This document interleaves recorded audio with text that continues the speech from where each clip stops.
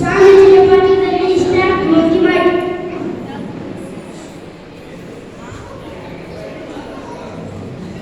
ಶಿವಣ್ಣನ ಪಾತ್ರದಲ್ಲಿ ಗೌತಮ ಮಾಡಿದರು. ಸೌರನ ಪಾತ್ರದಲ್ಲಿ ಸತಿ ಪ್ರೇಮ. ಶಿವಣ್ಣನ ಗೆಳೆಯರ ಪಾತ್ರದಲ್ಲಿ ಶಿವ ಹೆಡ್ಗೆ. ಶಿವಣ್ಣನ ಗೆಳೆಯರ ಪಾತ್ರದಲ್ಲಿ ಭುವನರಾಜ್ ನಿಗಮ. ಶಿವಣ್ಣನ ಗೆಳೆಯರ ಪಾತ್ರದಲ್ಲಿ ಸಮರ್ಥಿ ರಸ. ತಾಯಿಯ ಪಾತ್ರದಲ್ಲಿ ಸಿಂಧುವಿಗೆ. ಹೆಂಡತಿಯ ಪಾತ್ರದಲ್ಲಿ ವೈಷ್ಣವಿ ಪಾಟೀಲ್.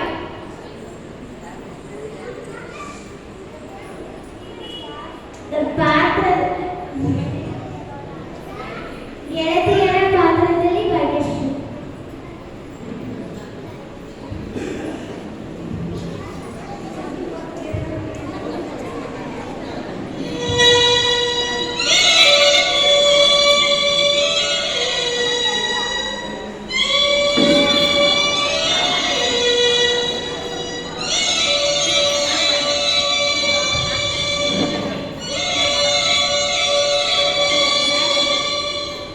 ಎಷ್ಟೋ ಸತಿ ನಾವು ಅಂದ್ಕೊಂಡಿರ್ತೀವಿ, ನನಗೆ ಎಷ್ಟು ದಿನ ಇಷ್ಟಪಡ್ತಾರೆ, ನನಗಿಂತ ನನ್ನ ಹೆಂಡತಿ, ಮಕ್ಕಳು, ತಂದೆ ತಾಯಿ ಗತಿ ಏನು, ಅವರೆಲ್ಲ ನನ್ನಲ್ಲೇ ಪ್ರಾಣ ಇಟ್ಕೊಂಡಿದ್ದಾರೆ, ನನ್ನಿಲ್ಲದೆ ಅವ್ರು ಬದುಕೋದಿಲ್ಲ.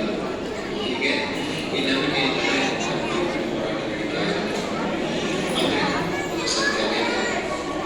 ಒಂದು ಸಲ ಒಬ್ಬ ಗುರು ಮತ್ತೆ ಶಿಷ್ಯನ ನಡುವೆ ಒಂದು ವಾಗ್ವಾದ ನಡೀತು.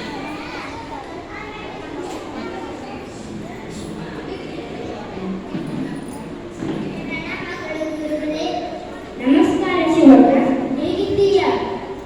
ನಿಮ್ಮ ಆಶೀರ್ವಾದದಿಂದ ತುಂಬಾ ಚೆನ್ನಾಗಿದ್ದೇನೆ ಗುರುಗಳೇ. ನೋಡು ಶಿವಣ್ಣ, ಜಗತ್ತು ಕೇವಲ ಒಂದು ತರದ ಭ್ರಮೆ. ದೇವನು ಒಬ್ಬನನ್ನು ಬಿಟ್ಟು ನಿನ್ನನ್ನು ಪ್ರೀತಿಸುವುದು ಯಾರೂ ಇಲ್ಲ ಶಿವಣ್ಣ. ನಿಮಗೆ ಗೊತ್ತಿಲ್ಲ ಬಿಡಿ ಗುರುಗಳೇ.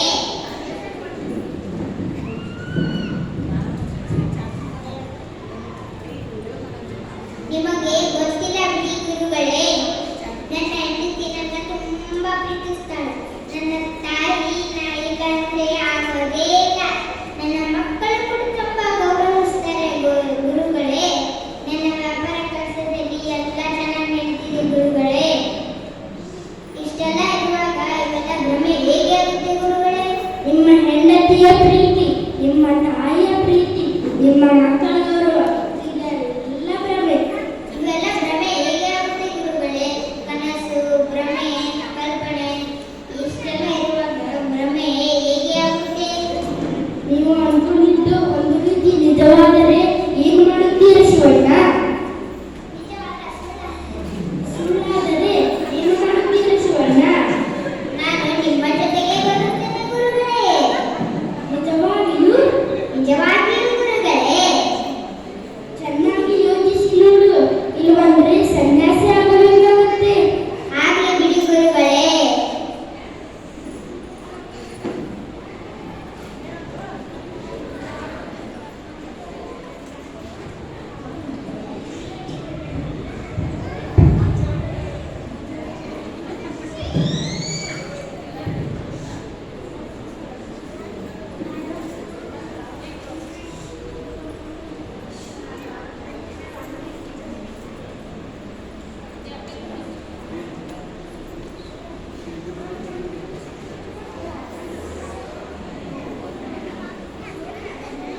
ಶಿವಣ್ಣ, ಇದನ್ನು ನೀನು ನೀರಲ್ಲಿ ಕರಗಿಸಿ ಕುಡಿದರೆ ನೀನು ಸತ್ತಂತೆ ಬೀಳುತ್ತೀಯ, ಆದರೆ ಸತ್ತಿರೋದಿಲ್ಲ.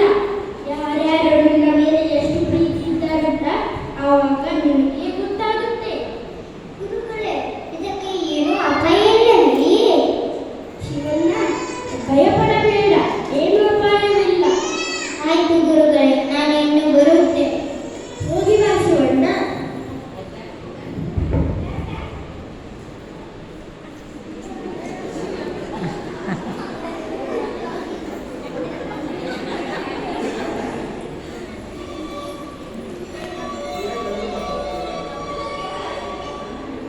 ಎಷ್ಟೋ ಸತಿ ನಾವು ಅಂದ್ಕೊಂಡಿರ್ತೀವಿ,